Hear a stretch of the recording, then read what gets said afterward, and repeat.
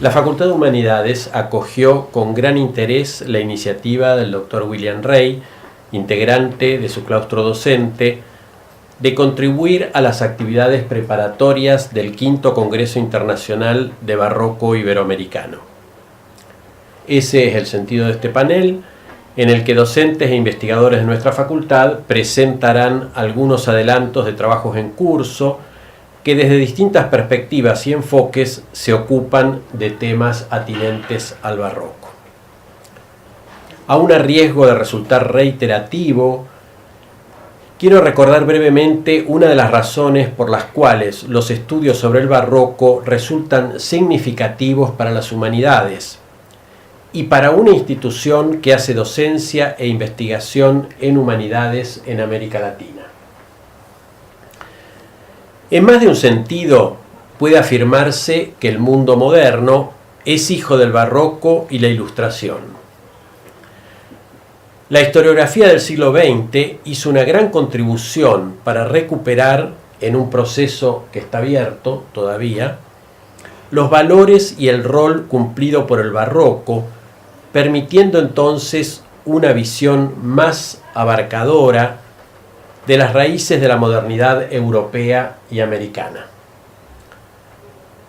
Esta distinción, si se centra en América, permite ver la historia moderna del continente a través de los acentos que el barroco puso en las sociedades iberoamericanas y los que la Ilustración determinó en las sociedades angloamericanas. Sin embargo, tal vez la historiografía angloamericana pudo incorporar más tempranamente su deuda cultural con la Ilustración que la historiografía iberoamericana la suya con el barroco. Sin duda que en los últimos 20 años los estudios sobre el barroco han proliferado al punto que cualquier estudiante o interesado en el tema tiene unos puntos de partida muchísimo más amplios que los que se disponían hace apenas una generación atrás. Esto es una buena noticia entonces, y lo es de un modo especial para América Latina. Por supuesto, estoy hablando del barroco en el amplio sentido de un momento constitutivo de la modernidad, que como tal no se expresa solo en las artes visuales o en la literatura, sino en todo el campo de la cultura y en cierto modo es una forma mentis. Estos estudios entonces y las actividades de comunicación científica que les son inherentes y sus reflejos en currículos, programas, bibliografías, etc., pueden ser vistos como una contribución a la mejor comprensión de las actuales sociedades en América Latina, y en ese sentido nos atañen e interesan de un modo especialmente importante. Así que muchas gracias, Willy, por la iniciativa. Bien, vamos a presentar los trabajos que aquí se van a exponer, estos trabajos preparatorios para el Congreso de Barroco al que refería Ramiro. Se trata de 4 trabajos. Es interesante que 3 de esos trabajos se centran en un tiempo posbarroco, es decir, no en lo que se produjo en la obra artística en tiempos del barroco, en el tiempo del barroco americano, en el tiempo del barroco europeo, sino en tiempos de la Ilustración, tiempos de la modernidad, tiempos posteriores a lo que fue el auge del barroco. Y esto quizá tenga su explicación porque somos parte de la historia de un país que, bueno, que es de tardía colonización, mucho más cercana en principio, y digo en principio porque creo que los trabajos van a demostrar en cierta medida lo contrario, muy dentro del marco de la Ilustración, muy dentro del marco de un pensamiento moderno, precisamente porque Montevideo se funda allá por 1726, y esto hace que, que ya haya pasado un poco el tiempo del barroco, el auge del barroco en términos artísticos, literarios, culturales en general. Carolina Núñez va a presentar un trabajo denominado El cuadro dentro del cuadro en el arte uruguayo del siglo XIX. Es interesante porque justamente marca un verdadero tópico visual que continúa en la producción del siglo XIX y continúa en particular en nuestra producción artística, centrada sobre todo en la obra de Juan Manuel Blanes.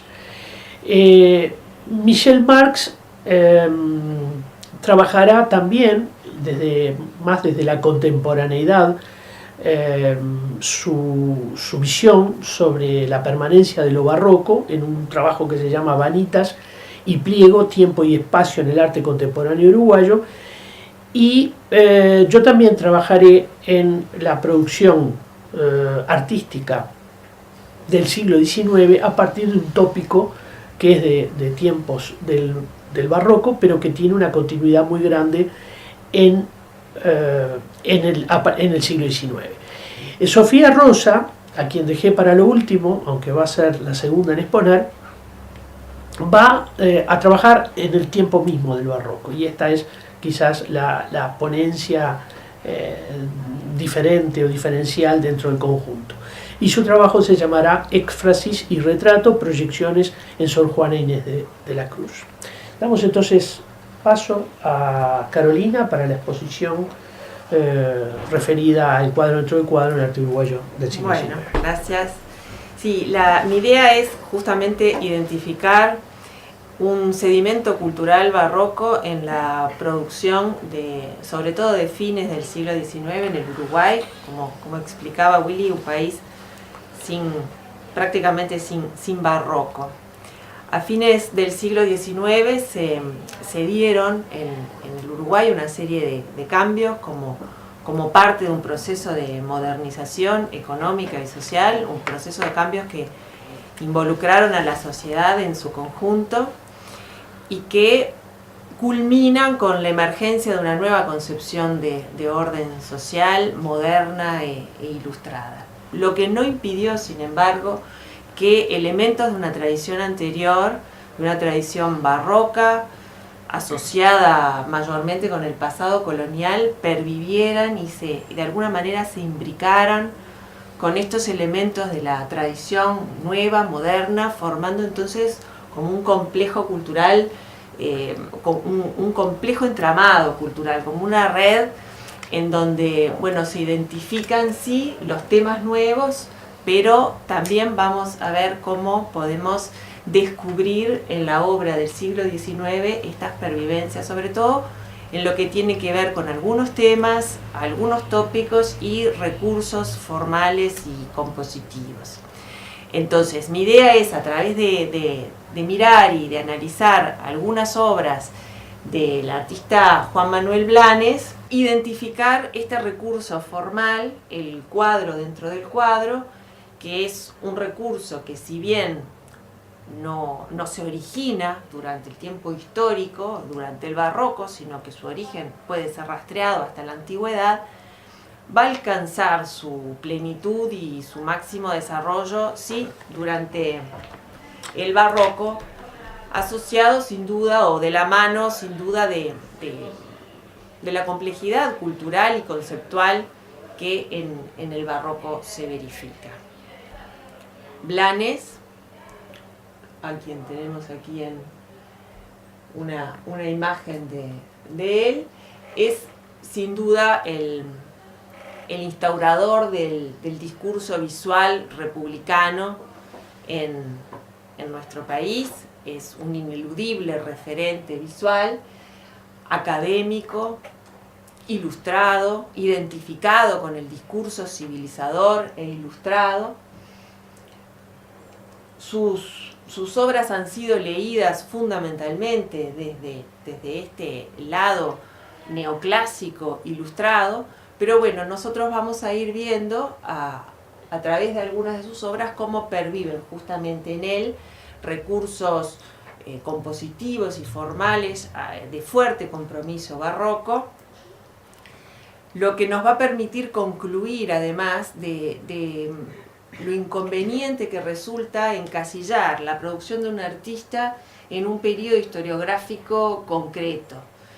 Y bueno, y concluir también como por el contrario, estos artistas tienen una producción más híbrida, más mezclada, más compleja.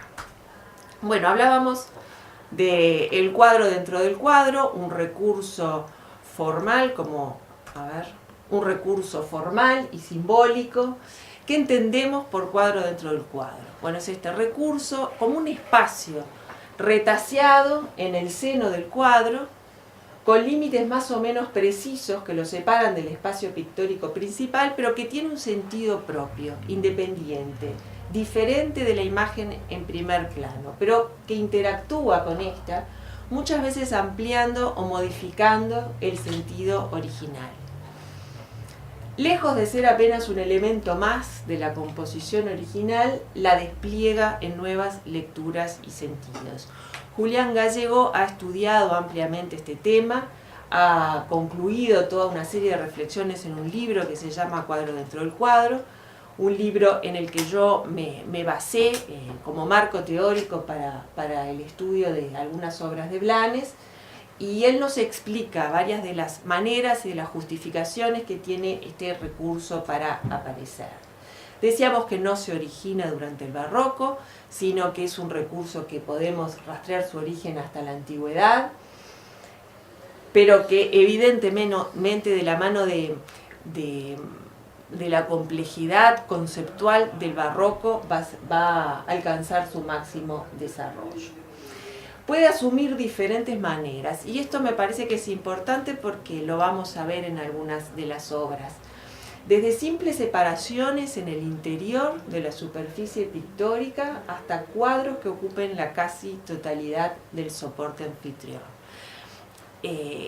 Algunas superficies o algunos espacios que se aprovechan de su situación de enmarcadas, como puertas, ventanas, libros, mapas, relieves, cartelas, tarjas, es decir, todas estas superficies que se excluyen formal y discursivamente de la escena principal, operan como un cuadro dentro del cuadro.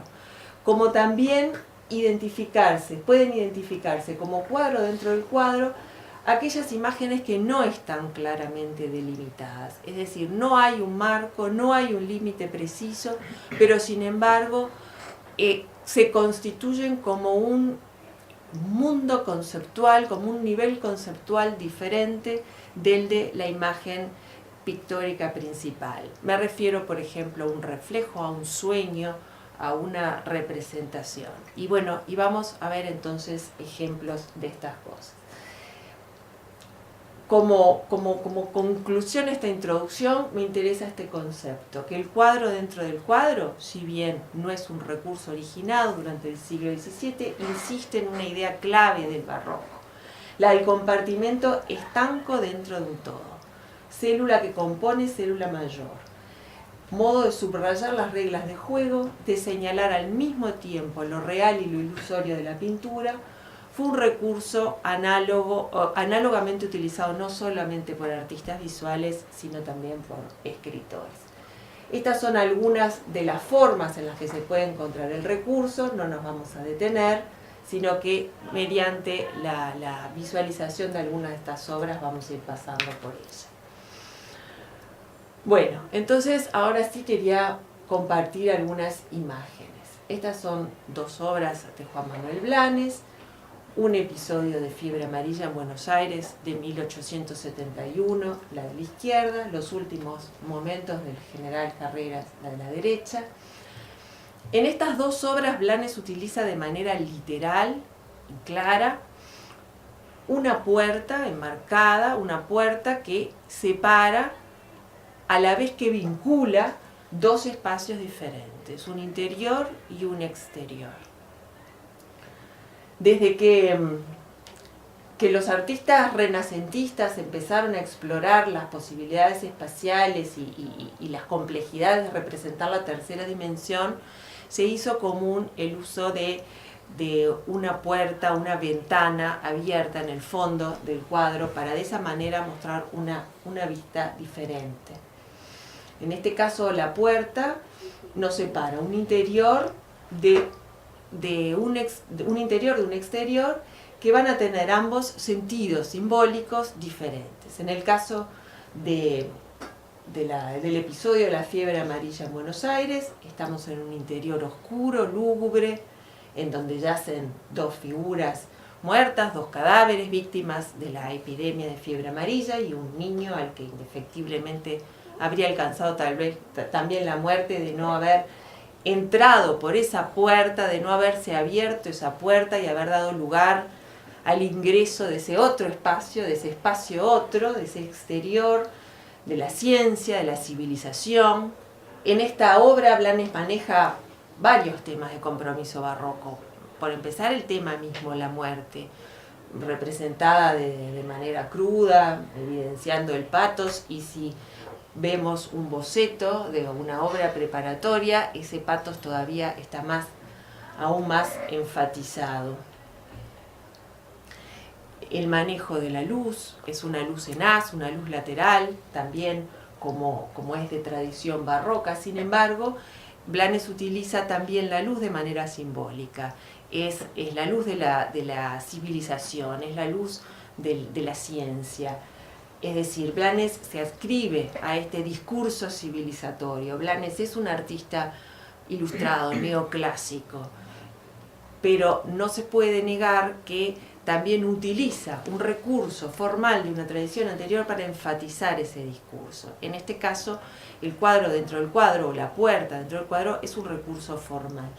En el ejemplo de la derecha pasa algo parecido. Hay un interior, un exterior, el personaje principal también está representado de una manera clásica, como puede ser recomendación de la academia, en contraposto, con las gravitas, y está asistiendo a sus últimos momentos de vida. Se ha abierto la puerta y le vienen a avisar que está el pelotón pronto, que ha llegado su hora.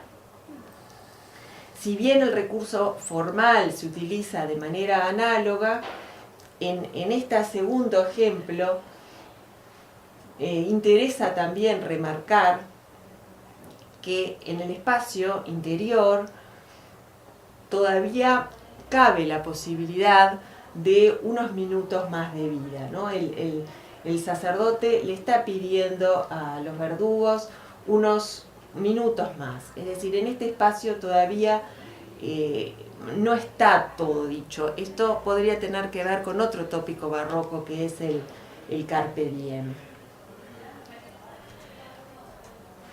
Este es otro ejemplo de otra obra, una obra temprana de Blanes, La familia del pintor.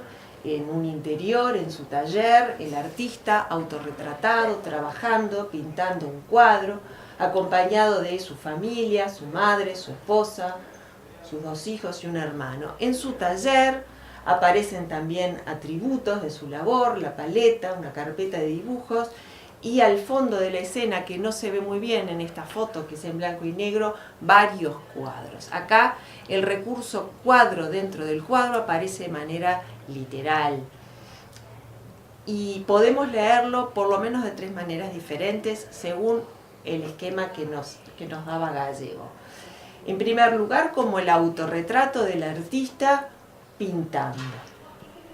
Parece claro. En segundo lugar, una segunda justificación del cuadro dentro del cuadro es el cuadro como objeto de cultura. Si la promoción social del artista en el siglo XVII implicaba pasar de artesano a artista, bueno, la promoción del cuadro también deviene en dejar de ser un mero objeto de representación, un signo del lenguaje, para ser un objeto de cultura, un objeto de valor en sí mismo, determinado por su propia belleza. también es frecuente encontrar atributos de la labor del artista. Yo creo que en este caso todos los cuadros que aparecen al fondo de escena son justamente un atributo más de la prolífica actividad del pintor. Pero creo que debemos detenernos en el cuadro que Blanes está pintando en ese momento, verdadero cuadro dentro del cuadro, y que lo leemos como un cuadro clave del cuadro. Quizás la justificación más curiosa del recurso de por qué un cuadro se inscribe dentro de otro cuadro, como explicación, como clave de la escena principal. Un recurso muy utilizado en el siglo XVI y en el siglo XVII, como una manera solapada de explicar a la vez de esconder la explicación del cuadro principal. En el barroco la clave era una clave cultural, un tanto esotérica. En este caso, Blanes está pintando un cuadro religioso que explica que esta familia, que su familia en este interior burgués decimonónico, es una familia cristiana que está regida por determinados valores. La Virgen que le está pintando acompaña a la familia, intercede por sus destinos. Es decir, no es una clave, es una explicación del cuadro, nos habla de cómo es la familia de Blanes, no es una explicación que haya que rastrear su sentido de manera muy profunda, porque, repetimos, Blanes es un artista ilustrado y neoclásico. Él tiene un discurso a la vez directo, no hay que buscar una clave de una manera muy profunda, pero sí utiliza de nuevo el recurso de cuadro dentro del cuadro para cargar a su familia de toda una serie de valores. También es de destacar que presenta la escena como detrás de un telón, como si fuera una escena teatral, también recurso bastante utilizado en el barroco. En este cuadro, en la paraguaya, es mucho más sutil la presencia del cuadro dentro del cuadro, porque el límite, la frontera que separa un espacio simbólico del otro es simplemente una bandera. Esta es una alegoría del fin de la guerra de Paraguay, en donde, bueno, en este campo minado de víctimas encontramos a la joven república sumida en su desolación, y Blanes, como a manera de guiño o de glosa, incluye un rostro del prócer envuelto en su bandera, y de esa manera Blanes nos da su visión crítica de los acontecimientos.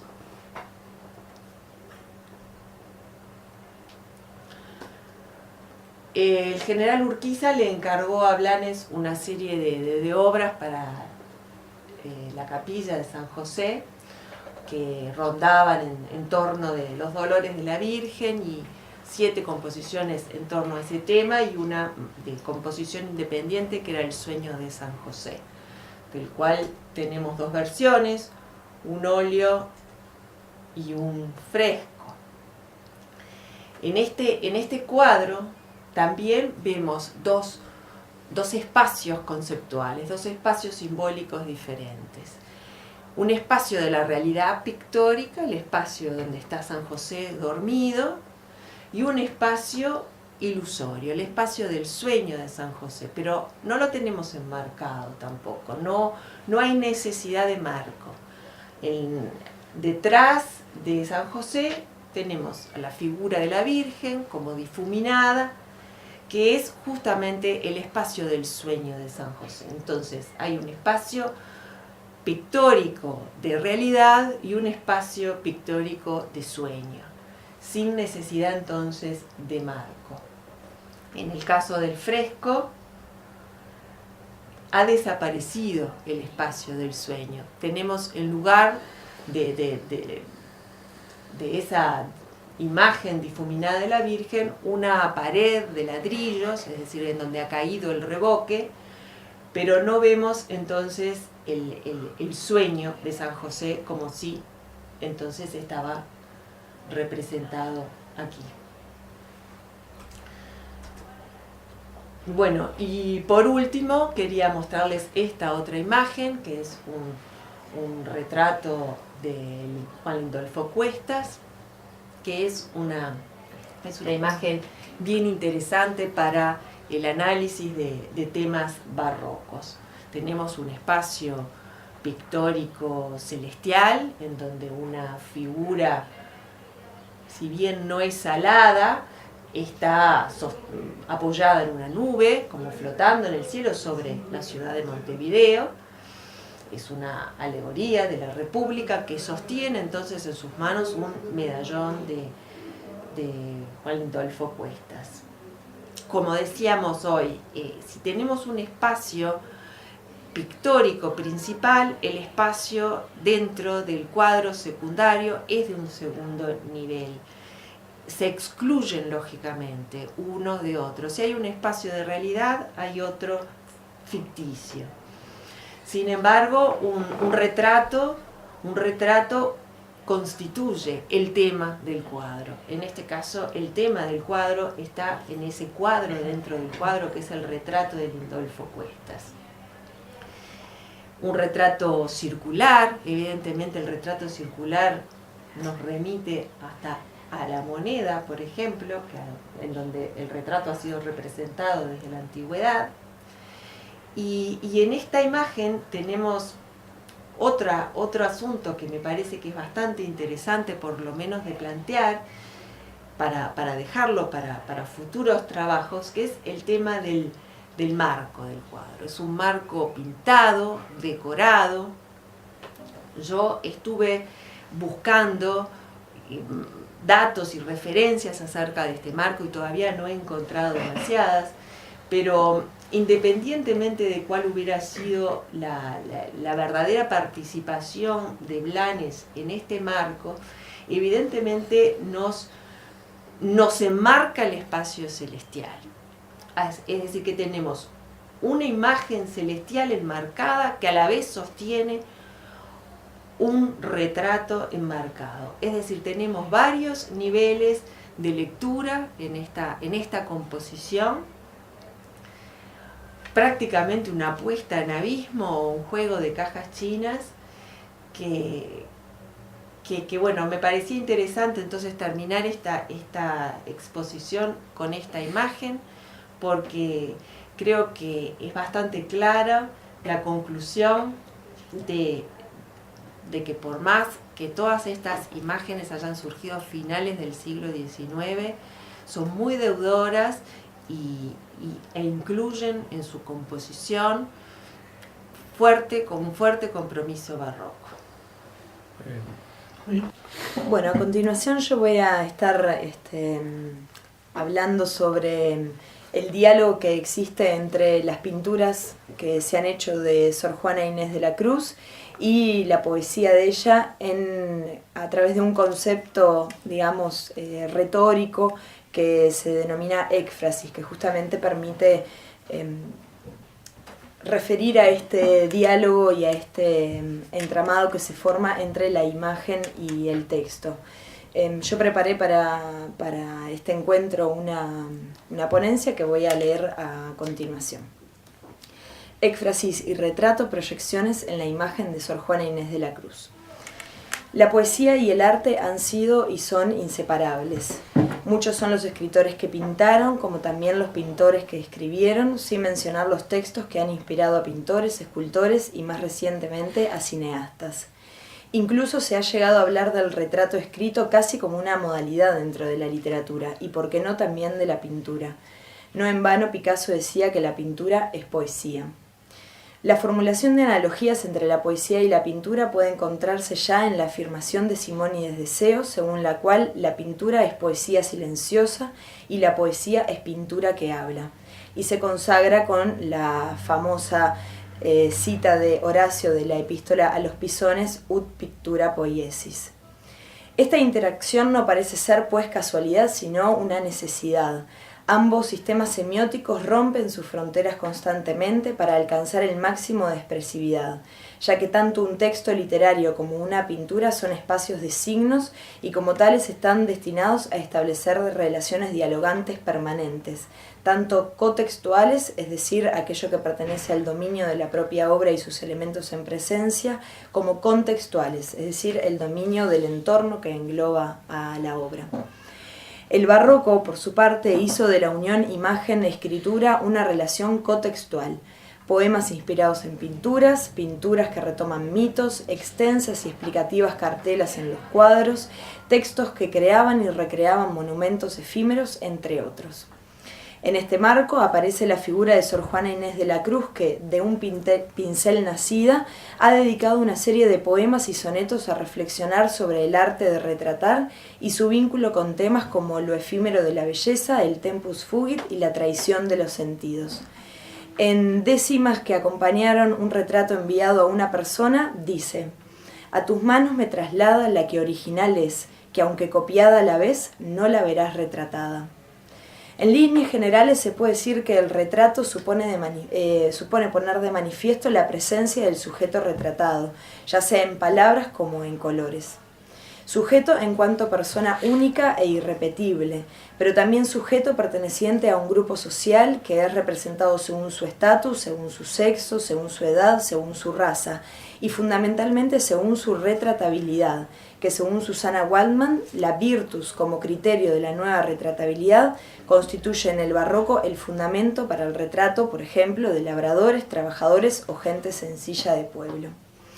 Por eso en el retrato pictórico se deben evidenciar los signos de esa virtus, ya sea a través del aspecto físico del personaje o de objetos, símbolos, atributos que ayudan a entender e interpretar el personaje que se presenta en escena. En este sentido, entonces, retratar no es solamente trasladar la imagen física del modelo, sino también su alma. Es decir, que el retrato, tanto literario como pictórico, no se limita a la mímesis o parecido, ya que para representar la forma es necesario primero construirla desde su interior. El retrato, pues, conserva su valor aurático en términos de Walter Benjamin. En el barroco el arte de retratar alcanza otras dimensiones, no solo por la proliferación de obras de este género, sino también por las discusiones filosóficas que suscita entre los principales artistas y tratadistas de la época. Algunas veces alimentada por pseudociencias como la fisionomía y otras poniendo de manifiesto conflictos que tienen que ver con la concepción del arte, del ser humano y de la representación. De manera que se comienzan a esbozar ciertos binomios muchas veces dicotómicos como ser la copia original, artista-dios, artificio-naturaleza, realidad-representación. Uno de los tratadistas que trabajó el tema del retrato fue Francisco Pacheco. Para él el fin del retrato es que se cumpla con lo parecido en tanto verdadero. En varias oportunidades de su arte de la pintura se refiere al retrato como el aire del mesmo natural o el aire de aquella persona y los ojos como manifestadores del ánimo, de manera que el valor del retratista no solo radica en el buen dibujo o en dejar satisfecho al dueño, sino en hacer presente a la persona reproducida como una encarnación. Incluso su libro de descripción de verdaderos retratos de ilustres y memorables varones deja en claro a través del extenso catálogo de biografías y retratos que lo retratable es la ejemplaridad moral del personaje. En literatura, en cambio, el concepto de retrato se ha utilizado muchas veces sin un significado homogeneizador. El problema es su naturaleza. La discusión estriba en que si el retrato es un género o un elemento retórico, y por eso muchas veces caen las limitaciones del personaje. Tradicionalmente se asocia el retrato a la descripción, ya que ésta permite, como en un lienzo, acceder de manera inmediata a la imagen representada. A pesar de su carácter atemporal, Genet la llama una pausa descriptiva, determina un aquí y ahora del retratado, sea personaje o tú lírico. Por otro lado, el retrato como género supone otras dificultades, pero permite un tratamiento más abarcativo del mismo, ya que no lo sujeta a consideraciones más amplias que muchas veces solo tienen que ver con la construcción del discurso.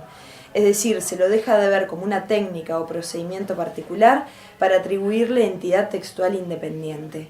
Esto implica reconocer en él ciertas particularidades, procedimientos y fundamentos teóricos que lo diferencian de otros géneros y no lo someten a uno de ellos. En este sentido, lo que lo define como género es su tema, es decir, la representación artística del ser humano y su función, que la resume muy bien Margarita Iriarte López. El retrato tiene el fin de permanecer en la memoria y el tiempo, de traspasar fronteras espaciotemporales, recuperar lo pasado, hacerlo presente y proyectarse como memoria hacia el futuro. Es lo que sustenta su mismo origen, su razón de ser. En el barroco estas consideraciones estarán en continua revisación y análisis, incluyendo de manera explícita la relación entre retrato literario y retrato pictórico. Muchos son los intercambios que hay entre las dos modalidades, desde el uso de términos propios de la pintura en el caso de la poesía, como el hecho de retratar escritores o las extensas cartelas descriptivas que se incluyen en los retratos. Como afirma María Soledad de Arredondo, para una sociedad acostumbrada a mirar el espectáculo, fuera ésta en los corrales de comedias, en una procesión, en una entrada real o en una fiesta singular, el trasvase de un acontecimiento a un cuadro o a una relación escrita parece casi intercambiable.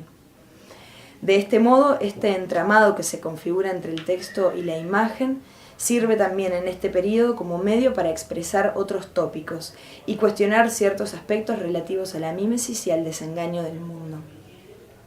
El caso de Sor Juana es significativo en este sentido, ya que ella escribió sobre el arte de retratar y cuestionó la capacidad que tiene un retrato de trasladar el alma del retratado, calificando al retrato como un resguardo inútil para el hado. Al tiempo que sus retratos más famosos, como el de Juan de Miranda o el de Miguel Cabrera, no ponen de manifiesto a la persona de la poeta, sino a la imagen que se ha construido de ella, que se sustenta en la autobiografía intelectual que Sor Juana hace de sí misma en la respuesta a Sor Filotea y en la serie de poemas en los que ella reflexiona sobre el arte del retrato. En la poesía de Sor Juana hay un tránsito permanente del objeto artístico al texto que constituye un recurso tan antiguo como la propia retórica llamado éfrasis, que se podría definir como el intento por alcanzar por medio de la palabra la percepción visual, o de una manera más simple la descripción poética de una obra de arte, la representación verbal de un objeto visual. En la éfrasis, por tanto, se explicita y complejiza el sistema semiótico, ya que la obra literaria es un objeto artístico que parte de otro objeto artístico, conformándose una obra en la que el arte se atraviesa a sí mismo y donde no se encuentra un solo lenguaje, sino un metalenguaje. Las reflexiones de Sor Juana en torno al arte del retrato y los retratos que los pintores hicieron de ella se entrelazan mediante los tópicos característicos del barroco americano. Hermilio Abreu Gómez, en su trabajo sobre la iconografía de la monja, advierte que en sus retratos se concede más importancia a su erudición, a su ciencia, que al espíritu de su personalidad lírica. Luce más el adorno, el ornamento gongorino que la figura misma de la monja. En este sentido, el retrato colonial en Iberoamérica no pretende reproducir al retratado, sino que se contenta con manifestar ciertos aspectos de su persona y el lugar que ocupa dentro de un grupo social. De ahí que muchas veces lo que define al personaje retratado sean sus atributos. Al virrey su bastón de mando, el tintero para el intelectual, la tiara para el arzobispo, entre otros. Tanto en el cuadro de Miranda como en el de Cabrera, lo que se destaca es la biblioteca, un verdadero reino de signos, que acumula no solo el saber ilustrado de la poeta, sino también el de los pintores, ya que hay títulos allí que Sor Juana no pudo haber leído. Al respecto dice Octavio Paz, en el famoso trabajo sobre Sor Juana, ¿no? Las trampas de la fe. Los estantes pintados en los retratos de Miranda y Cabrera muestran poquísimos libros de literatura. La abrumadora mayoría son tratados teológicos, volúmenes de historia eclesiástica y otros de mitología. Es un reflejo de la época, no de la realidad. Lo que más admiraron en ella sus contemporáneos fue el saber teológico y la erudición. Otros dos atributos se repiten, la pluma y el tintero, que son generalmente atributos masculinos. Aunque también aparecen en otros retratos de monjas, por ejemplo en el de Santa Teresa, en Sor Juana es casi una metonimia de su persona. De hecho, la pluma aparece en su poesía como un leitmotiv de la escritura, un segundo arriesgado vuelo, como dice la poeta en el romance Puro Amor. En este sentido, Miranda parece haber querido retratar el momento justo en el que la poeta termina un poema, por eso su rostro tenso, como recién saliendo del trance. En ambos artistas el traje de la novicia es entallado y elegante. La delicadeza de la 10ª musa se aprecia en sus manos. En Miranda, una de sus manos sostiene delicadamente la pluma. En Cabrera, la hoja de un libro. La otra toma las cuentas del rosario no en un gesto devoto, sino galante y sofisticado. Estas manos llevan a Octavio Paz a una descripción menos técnica que poética. Una mano a un tiempo fina y llena, blanca entre las mangas blancas del hábito y sobre la blancura del papel. En el cuadro de Miranda la mano sostiene una pluma, como una paloma que levanta con el pico una rama. En el de Cabrera la mano se apoya sobre un libro abierto, como una paloma que se posa en un alero. Otro elemento característico y destacable de ambos cuadros es el cortinado rojo. Sor Juana se nos ofrece en espectáculo, pero al mismo tiempo se aleja. No se muestra una intimidad, sino un telón que se descorre para presenciar una alegoría. Ambos artistas parecen querer retratarla en el momento ritual de la lectura y escritura. Este elemento iconográfico típicamente barroco recuerda el tópico del mundo como teatro, acompañado por otros elementos como el reloj, por ejemplo. En primer lugar, este tópico intenta poner en evidencia el carácter transitorio del papel asignado a cada uno, que solo se goza o se sufre durante una representación. En segundo lugar, la rotación en el reparto y por último la condición aparencial, nunca sustancial de las personas, con lo que aquello que se aparenta ser no afecta al núcleo último de la persona, sino que queda en la superficie de lo aparente, con frecuencia en contradicción con el ser y el valer profundo de cada uno. Así, este elemento iconográfico remite a uno de los tantos temas tratados por Sor Juana en su poesía, principalmente en aquella dedicada a los retratos. Son varios los poemas en los que la poeta discurre filosóficamente sobre la dicotomía barroca entre ser-parecer, entre original y copia. Destacándose el soneto, procura desmentir los elogios que a un retrato de la poetisa inscribió la verdad que llaman pasión, que por su inicio con el demostrativo pronominal se ha creído que existió un primer retrato de Sor Juana que ella parece haber tenido delante al escribir el poema. A su vez, este posible uso díctico gestual del demostrativo instala también una relación imaginaria de copresencia entre la voz lírica y el lector, que imagina el retrato enfatizado por la expresión que ves.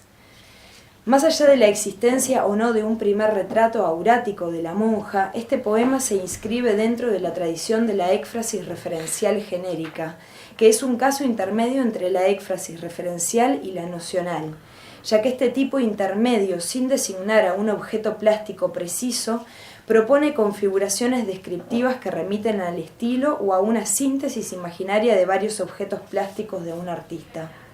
De tal modo que este soneto se convierte en una reflexión del arte del retrato, que se define como engaño colorido, que con falsos silogismos de colores es cauteloso engaño del sentido, y bien mirado, concluye el soneto, es cadáver, es polvo, es sombra, es nada.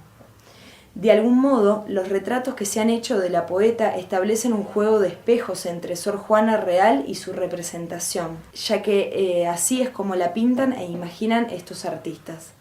En las diferentes versiones de su retrato hay un oscilar entre la representación y la reserva. Los pintores confirman sus poemas. Al pintarla trasladan la imagen ambigua de la seducción y el desengaño. En el contraste barroco entre el ser y el parecer, no en el modo dramático, sino en el melancólico que se resuelve, como en el poema, en el desaparecer.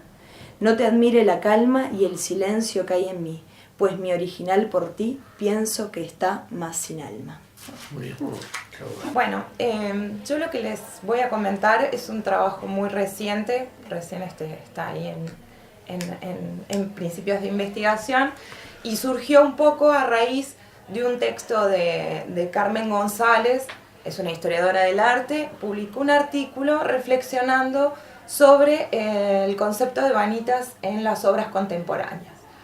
Ella toma obras de varios artistas de distintos países, bastante paradigmáticas, y trabaja, bueno, el tema de las vanitas, pero sobre todo en relación a el tema de lo efímero. Pero me quedó ese tema dando vueltas y me pareció interesante poder plantear,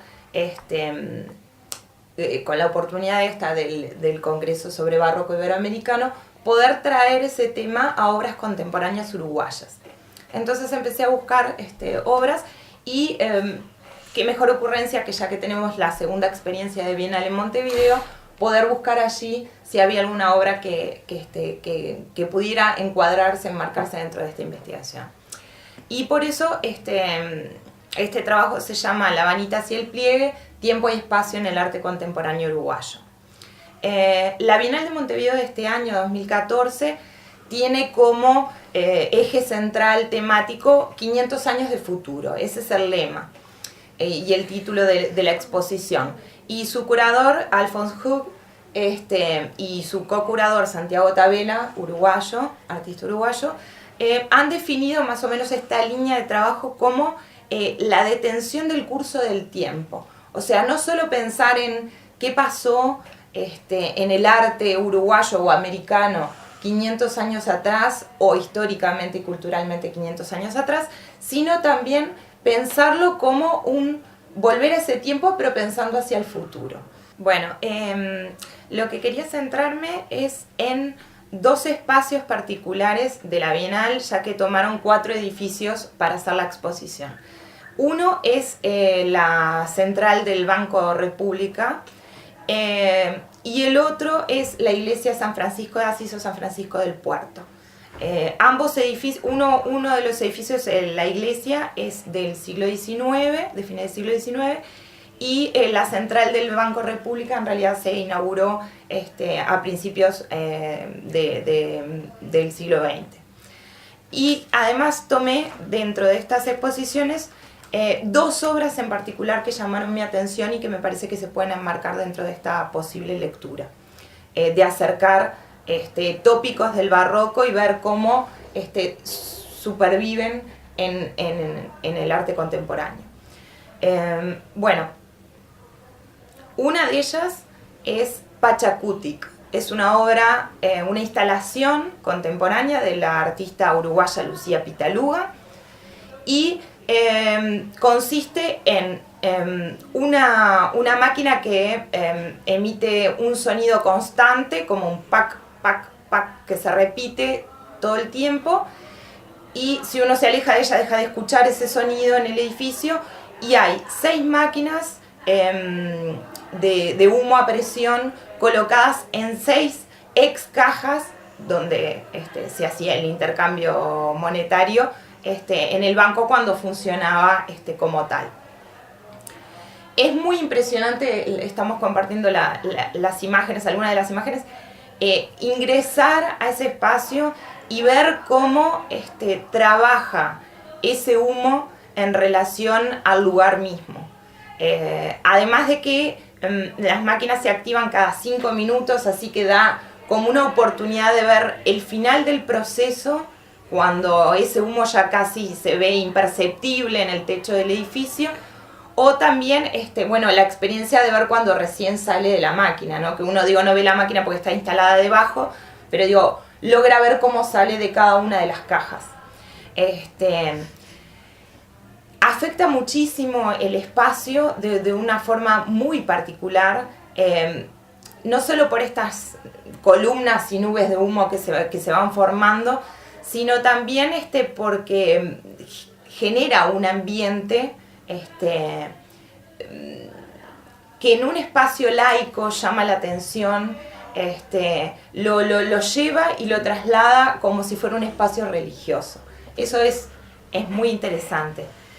Bueno, por ejemplo, una de las personas que ha visto también como muy llamativa esta instalación es Alicia Haber, historiadora del arte uruguaya, y ha publicado un artículo en la revista Arte del diario El País, y ella justamente en determinado momento que viene tratando de analizar la obra de Pitaluga, ella dice en un momento, bueno, lo único que me queda por decir es todo lo sólido se desvanece en el aire.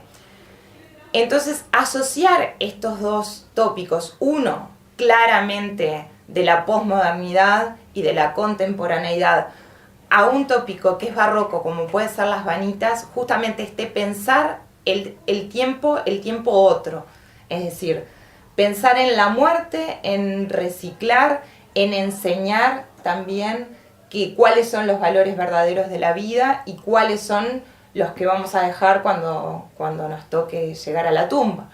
Entonces, justamente hay que pensar en este material que ella está utilizando de lo sutil, lo incorpóreo del humo, en contraposición con la dureza del mármol, que es uno de los materiales que abunda dentro de la central del banco, y también pensar en esta arquitectura, ¿no? Que es una arquitectura neoclásica, típicamente utilizada para este tipo de instituciones, para que se reflejen este tipo de instituciones en sus edificios también, ¿no? Como forma de identificarse.